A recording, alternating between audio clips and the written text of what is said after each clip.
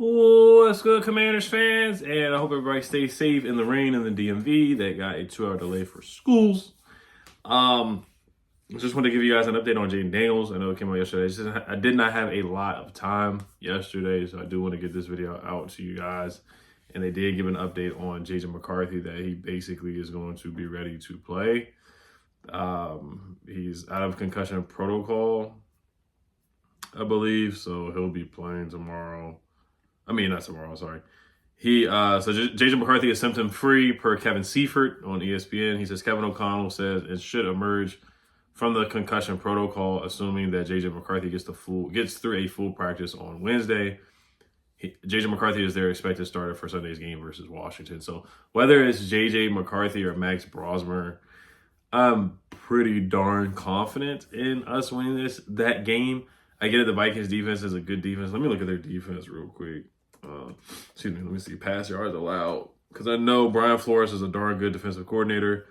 They do have some good guys in their defense. They're ranked 5th in passing yards allowed. Let me see rushing yards allowed, what they're ranked right now. And look at the stats. It does help. It doesn't always. It's not the end all be all because we saw the Broncos were top 5 in every statistical category, and we still had a darn good game. So Minnesota, they struggle against the run.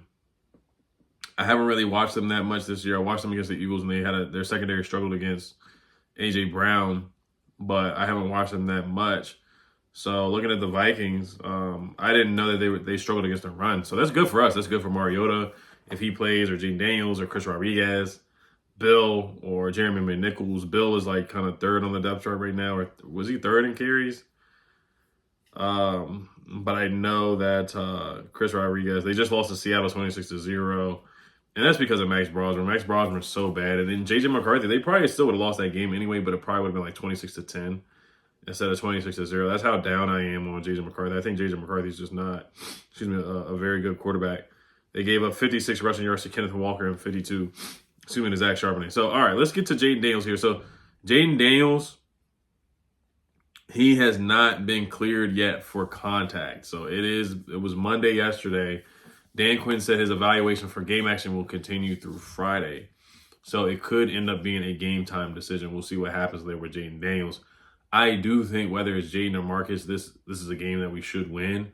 But so we'll see what happens with Jayden. Now, he did have his arm in a sling, I think, during practice last week. And then his mom was at the game, of course, as always. And she was walking up the stands, and she was kind of, friendly, going back and forth with a fan. It wasn't like anything arguing or whatever. She was just like, yeah, he's playing, just joking around. But she was being serious. I would show the clip if I have it. I might insert it into the video and edit it in. But she's walking up the stairs in the stadium, and she turns around and says, yeah, he's playing. So she is one of the most reliable sources, so we'll see. But Dan Quinn said that he's not cleared for contact. In my opinion, that doesn't really sound too good that he's not cleared for contact yet. So I mean, we'll see what happens. But looking at the remaining games that we have, we'll see. But I think this would be a good game for him to come back against a inferior. And it's weird to say inferior team. I mean, you have 2 games that are winnable. I'll say at Minnesota, at the Giants, where it would be nice to ease Jayden in a little bit against just inferior opponents. And I get it that the Vikings defense is fine. They're okay. And the Giants defense is really not that good. I think their O-line, their D-line is turning into the Chase Young, Montez Sweat, Deron Payne, John Allen, a bunch of first-round picks type of guys. And they are good. They're talented, but they just don't live up to the hype because they got dusted last night by the Patriots. And the Patriots, they're a good team. I'm not gonna take anything away from them. They had a punt return for a touchdown, I believe, and then Young Ho Koo had the worst kick I've ever seen. That was so funny, bro. Like, he literally kicked dirt and kicked turf and kicked the ground, and the punter holder had to pick the ball up and have a heads up and try to make something happen. He was like, I know the holder, like, I've never seen that happen before. Like, I don't think I've ever seen that before. Seriously. I could talk about that for like literally 10 minutes, how funny that was. Like, I really want to look up and see if that's actually happened before, where a kicker has literally kicked the ground and has not kicked it was not able to kick the field goal. Like, I've never seen that before in my life. I really haven't. You let me know. I haven't even, that's like a Charlie Brown type of thing where the girl holds the ball and takes it away kind of thing. Like, that's how bad it was. It was worse than that. And that wasn't even that because he did that on his own. He whiffed and missed the kick. It would have been funny if he fell too. But all right, so let's get to a quick sponsor for today's sponsor, Sleeper, and then we'll get back to the video. Oh, what's good, Commanders fans? And shout out to today's sponsor, Sleeper, the #1 sports fantasy app on the planet. Make sure you guys take this play of the week. No Yak Zach, more than 3.5 receptions against the Broncos. Pair that with Brock Purdy's more than a half a passing yard. That should hit on Sunday. So if you don't know what Sleeper is, you do more or less on player prop stats, more or less on the receiving yards, passing yards, rushing yards, whatever stat you can think of, sacks for defense, kicker points, anything you can think of as far as stat-wise, receptions, like I'm picking on Zach Ertz.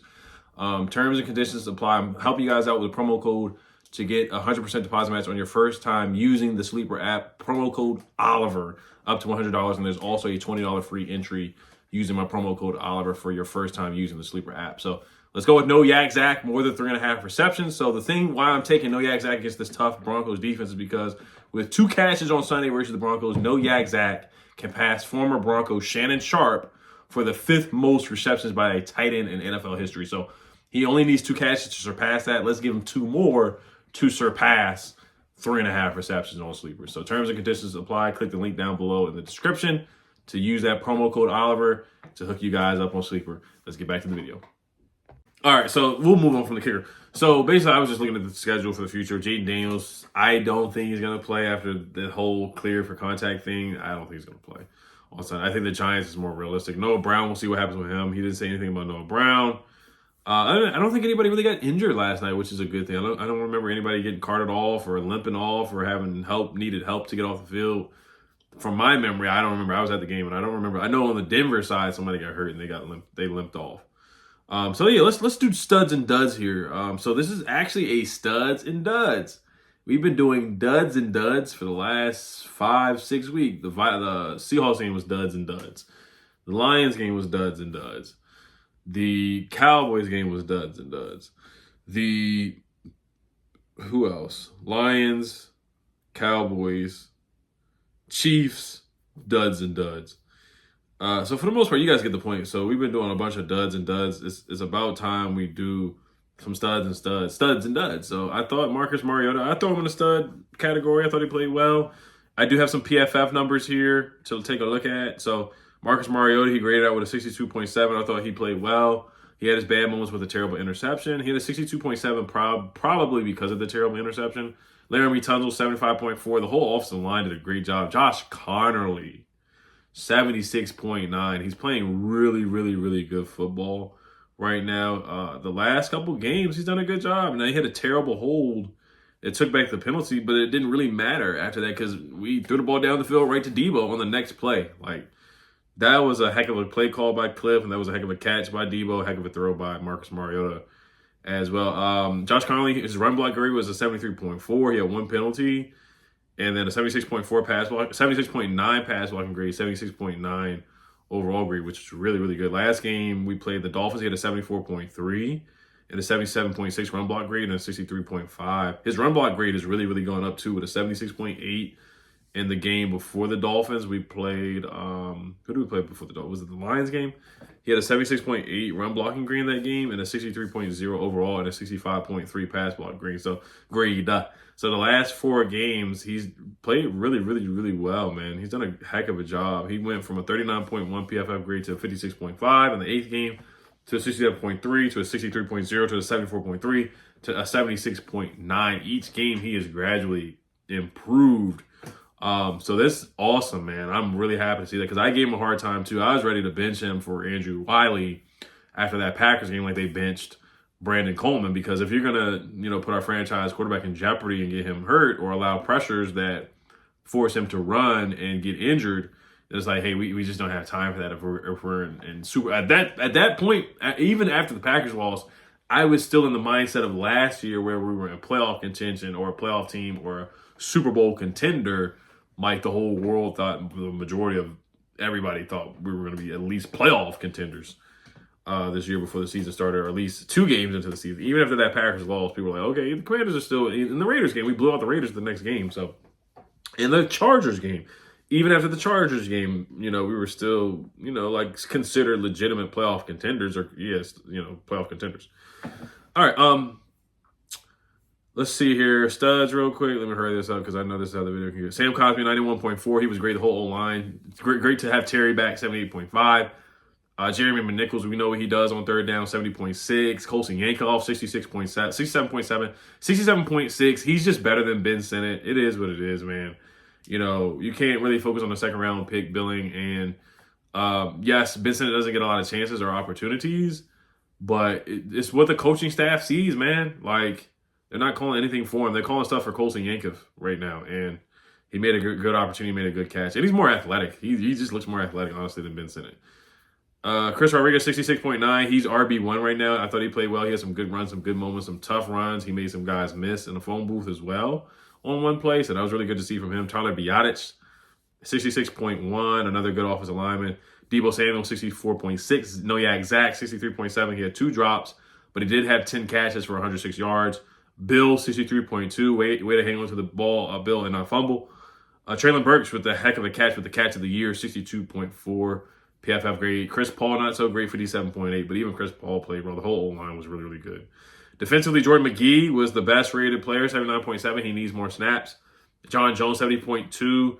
Noah I, 68.0. Mikey Sanders still getting better because he's better on the outside. It is what it is. He's just not a slot guy in the NFL. He was in college, but in the NFL, for whatever reason, he's just better outside.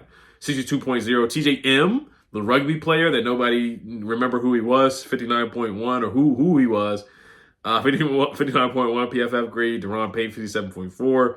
Bobby Wagner, 57.3. Eddie Goldman, 54.5. We'll do rapid fire real quick. Quan Martin, 52.9.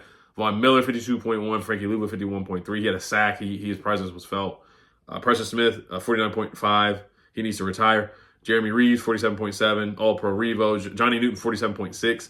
Not impactful at all with a 47.6 PFF grade. Will Harris, 46.0. Sheldon Day, 42.6. Jacob Martin, 41.6. So Jacob Martin didn't have a super impactful game like he has before. And then Johnny Newton, not impactful at all. And then Will Harris, the legend of Will Harris, returned. It wasn't that much impactful with a 46, or wasn't very impactful with a 46.0 PFF grade. And then the Commanders held the Broncos to a 17.9 pressure rate, 17.9% pressure rate. The Broncos lowest in a game since they allowed 70 points to the Dolphins in week 3 of 2023. I talked about that yesterday as well. Yeah, Monday morning I talked about that. So the O-line was awesome. They were studs. Only duds I'll say is Johnny Newton and Jalen Lane. Jalen Lane with another drop. I know it was a tough catch to make, but you just got to bring it in. And then he has a reputation of dropping passes now. So that's really, and just the refs, the tripping call that was missed. They missed a couple holding calls on Pat Surtain as well.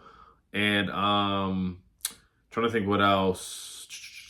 What else did they miss? Pat Surtain and the tripping was really, really bad. I know there's some other calls that I felt like they missed, but I thought they were duds for the most part. Even Tony Dungy went off, and he was like, they should have replayed and changed that and called a tripping penalty on the Broncos that happened against Marcus Mariota. So, all right, you guys, as always, you guys let me know what you guys think. Hello, Commanders. Peace.